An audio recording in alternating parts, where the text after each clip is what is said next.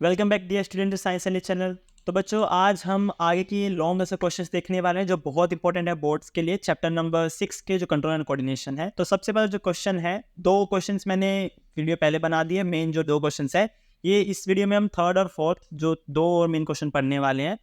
तो इसमें जो थर्ड क्वेश्चन कह रहा है कि प्लांट हार्मोन्स को आपको एक्सप्लेन करना है। अभी क्वेश्चन जो है ये सीधा सीधा 3 मार्क्स का पूछा भी जा सकता है, बट मोस्ट केसेस में क्या आता है कि आपको थोड़ा घुमा के दिया जाएगा कौन सा हार्मोन ग्रोथ प्रमोट करे तो आपको नाम लिखना है गिबरेलिनीस, कौन सा हार्मोन सेल डिवीजन करे तो आपको नाम लिखना है साइटोकिनिन। तो ये 1 मार्क्स में ऑब्जेक्टिव में भी बन के आ सकता है, या फिर 3 या 4 मार्क्स में पूरा पूरा लॉन्ग आंसर भी आ सकता है। तो सब हमें क्या लिखना है, ये पूरा का पूरा इसका आंसर है। हमें इसे किस तरीके से लिखना है वो देखते हैं। तो प्लांट हार्मोन्स, जिन्हें हम फाइटो हार्मोन्स भी कहते हैं, organic substance that regulate plant growth and development. Plant growth और उसकी डेवलपमेंट करने में जो ऑर्गेनिक सब्सटेंस यूज होते हैं उन्हें हम कहते हैं प्लांट हार्मोन्स। अच्छा, they can help plant tolerate environmental stress. Environmental में जो चेंज होते हैं उसको टॉलरेट करके उसे सहन करने के लिए प्लांट की मदद करते हैं। डिफरेंट केसेस में देखते हैं।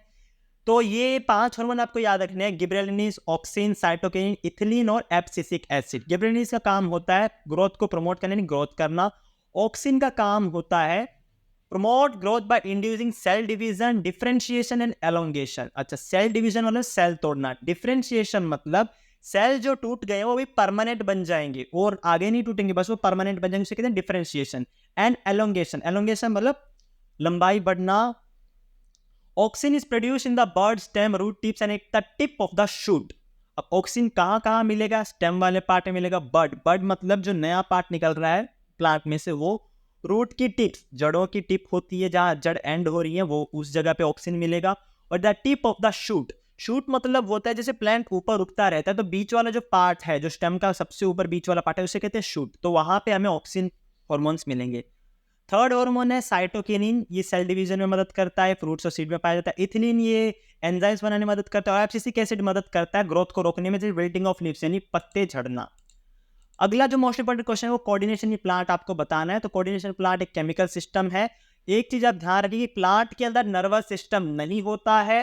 प्लांट अपने अंदर वाटर के लेवल को कम ज्यादा करके स्टिमुली से रिस्पॉन्ड करता है, ये ध्यान में रखिए। और कोऑर्डिनेशन किस लिए जरूरी है? फोटोसिंथेसिस करने के लिए, रिप्रोडक्शन करने के लिए और एनवायरमेंटल स्टिमुली को रिस्पॉन्स करने के लिए सब कोऑर्डिनेशन जरूरी है प्लांट में। अच्छा, दो टाइप के मूवमेंट होते हैं प्लांट में: independent of growth, dependent of growth. Independent of growth क्या होते हैं? जिसमें जैसे हम छुई हुई का प्लांट छूते हैं तो वो सिकुड़ जाता है, तो ये इंडिपेंडेंट ऑफ ग्रोथ है। मतलब इसमें इसकी ग्रोथ निर्भर नहीं करी, पेड़ बड़ा या छोटा नहीं हो जाएगा, बस वो सिकुड़ जाएगा, ऐसे बढ़ जाएगा। तो जैसे हमने छुई हुई का प्लांट देखा था, उसमें वाटर का अमाउंट चेंज होता है जिस वजह से वो सिकुड़ जाता है। तो ये इंडिपेंडेंट ऑफ ग्रोथ वाली एक ग्रोथ है, मूवमेंट है।